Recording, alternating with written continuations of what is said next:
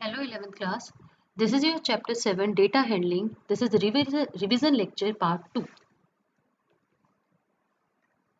So the topics of today's class is that is associativity of operators, typecasting, math module and questions. So this part is remaining from your chapter 7. Now the associativity of operators. So it is the order in which an expression having multiple operators of same precedence is evaluated. So when the order of expression is at same level, then how will you calculate the particular expression? So this is the associativity of operator. So here you have to calculate it by left to right associativity, except the exponential operator which has right to left associativity.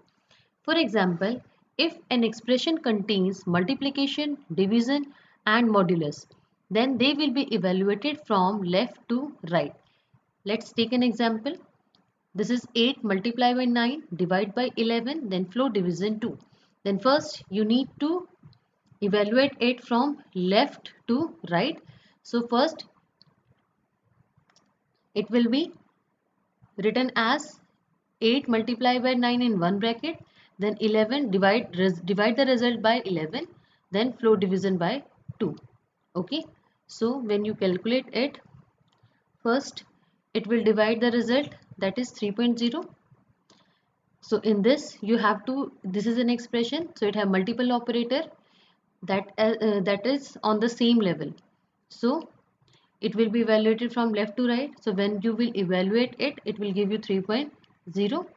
You will evaluate this, it will give you 3.0. Again you evaluate this, it will give you 0.0, and this they will evaluate it, that is 64.0. Okay, next is the expression that having multiple multiply operator is evaluated from right to left. When there are more than one asterisk operator is there, then it will be calculated from right to left. For example, if the situation is this, then it will be evaluated as 3 double asterisk 4 double asterisk 2. Okay, now you have to guess the output of this code. So the output will be, when you calculate this, so it will give you this output. Now when you calculate this one, so it will give you this one, and when you calculate this output, so it will give you that one. Now next is typecasting. So typecasting that you have learned in the earlier section, that an expression that is mixed type is known as typecasting. So here Python internally changes the type of some operands so that all operands have same data type. So this type of conversion is automatic, called the implicit conversion, without the programmer's intervention. And the explicit type conversion is a user-defined conversion that forces an expression to be of specific type. So this type of explicit conversion is also known as typecasting.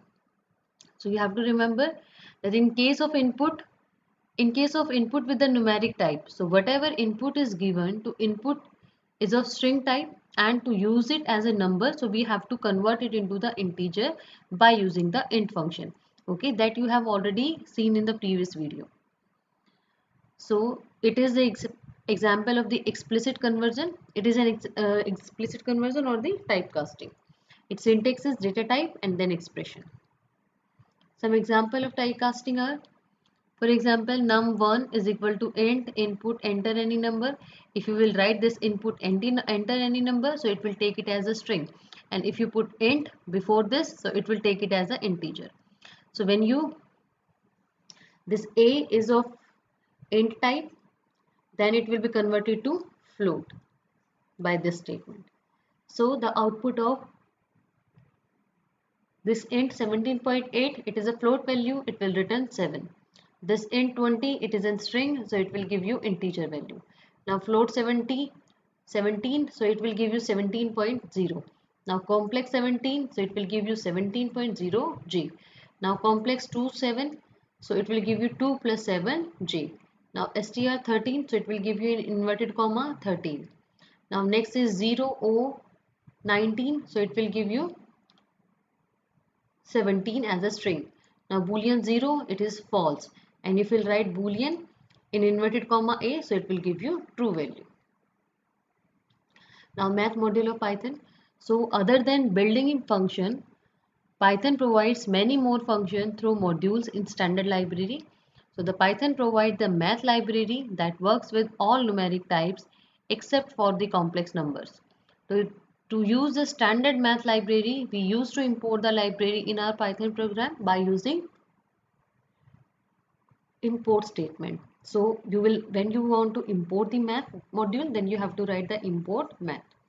So this math library contains many functions to perform mathematical operations like finding square root of the number, log of number, and trigonometric function, etc. Some mathematical functions are, this is a ceil function, floor function, fab function, power function, sqrt, sine, exponent. Okay, this is a prototype that how will you write this, and this is a description, and this one is the example that if you want to calculate the ceil of the number 2.3, so the answer is 3 because it will return the number rounded to the next integer. Next is the floor integer, that is a floor function, so it will just return the number rounded to the previous integer. So 2.3, it will give you the number that is previous integer, that is 2. Next is the abs, this will give you the absolute value, so minus 4, the absolute value is 4. Now math.power, it will return the power, so 2 comma 3, that is 8. Now math sqrt, 144 sqrt is 12. Next is sine function and the exponent function. Now some mathematical function, that is pi function, exponent function. So this math module also contain the math pi and the exponent.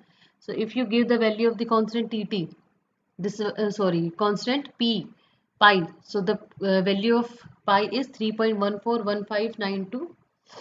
Okay, and the value of the exponent is this. So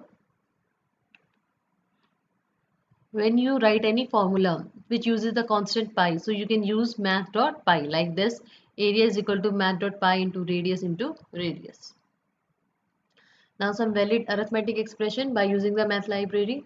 So this math.power 8 divided by 4 comma 2, this is the sqrt, this is 2 plus math.ceil. So these are the valid one. What are the invalid one? So this is the invalid one. Two operators are at the same time we are using, it is wrong. Here we forget to put the asterisk symbol. Now next is math.power 0 minus 1, power cannot be minus 1. Next is math.log. Okay, now the question is, what would be the output of the following code? This is the question 1 and this is the question 2. What will be the output of the following code? Okay, so I'm just going to run the program. This is your question 1. So here what will be the output of the following code? So this is A, 3 plus 5 divided by 2, B is this integer, then C is the, you have to add 3 plus float number. Now this one, okay, when you run it,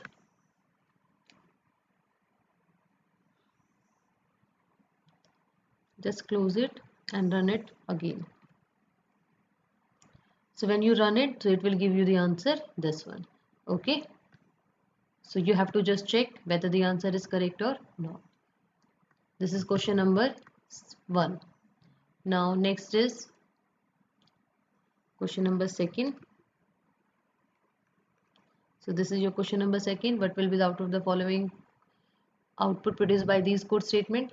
This is the print boolean integer 0, boolean str0, print boolean float 0.0 in string, now boolean str 0.0. So what will be the output? So just run it.